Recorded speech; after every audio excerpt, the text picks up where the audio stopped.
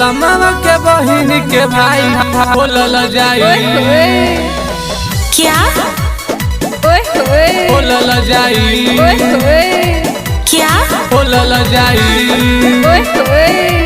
क्या बोलल जाई।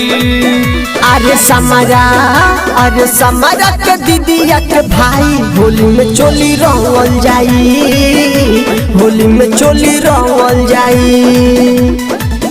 गौतमा के बहिन के भाई होली में चोली खोलल जाई, होली में चोली खोलल जाई। क्या गौतमा के बहिन के भाई होली में चोली खोलल जाई, होली में चोली खोलल जाई। सरसों में परसों लगावल जाई, लगावल जाई।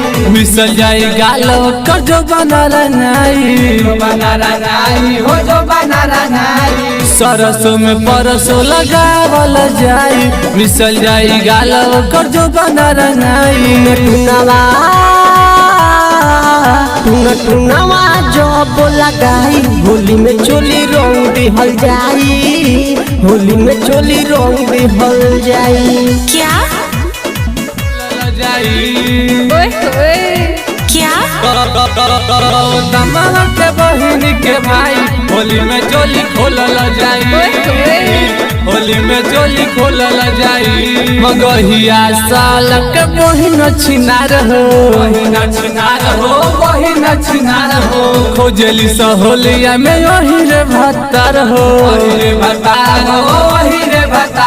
मगहिया साल के बहिन छिनार हो। खोजली सहोलिया में वही रे भतार हो। जब न गेंदा रह कोस के लगाई होली में चोली रंग दिहल जाई, होली में चोली रंग दिहल जाई रे तारी बहिन के।